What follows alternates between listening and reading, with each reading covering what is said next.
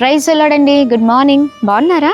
ఉదయకాల సమయంలో మరి మనమందరం కలిసి దేవుని మాటలు ధ్యానిద్దామా? ప్రతిరోజు ఎంతో ధైర్యం కదండి, ఎంతో నెమ్మదిని మనం చూడగలుగుతున్నాం. దేవుని మాటలు చక్కగా మనల్ని నడిపిస్తున్నాయి. మరి ఇంకా ఆలస్యం ఎందుకు? నెహెమ్యా గ్రంథం 13వ అధ్యాయం 2వ వచనం ద్వారా దేవుడు మనందరితో మాట్లాడనే ఉన్నారు. మన దేవుడు ఆ శాపమును ఆశీర్వాదకరంగా మార్చెను. అద్భుతకరమైన మాట కదండి. అవును, మన దేవుడు శాపాన్ని ఆశీర్వాదకరంగా మార్చే దేవుడై ఉన్నారు. ఎంత అద్భుతకరమైన మాట కదా.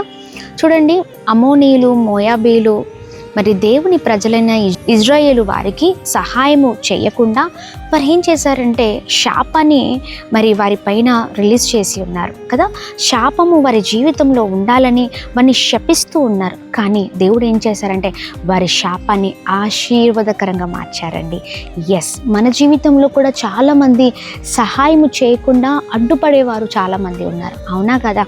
ఎన్నో అవమానాలు, నిందలు, పోరాటాలు, ఇబ్బందులు మనం చూస్తూ ఉంటాం. సహాయము చేయని వారిగా ఉండడమే కాదు, కానీ అన్ని విషయాలు అడ్డుపడుతూ ఉంటారు. మనల్ని చాలా భయంకరమైన పరిస్థితిలోనికి తీసుకుని వెళ్ళాలని చూస్తూ ఉంటారు.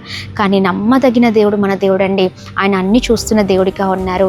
ఇదిగో మనుషులు ఎంత భయంకరమైన పరిస్థితుల్లోనికి మనల్ని తీసుకుని వచ్చిన సహాయకుడైన మన తండ్రి మన పైన ఉన్న ప్రతి శాపాన్ని ఆశీర్వాదకరంగా మార్చే దేవుడిగా ఉన్నారు. ఉదయకాల సమయంలో ఈ అద్భుతకరమైన మాటను పట్టుకోండి, ధైర్యంగా ఉండండి, విశ్వాసంతో ముందుకు సాగుదాం, ప్రార్థిద్దాం.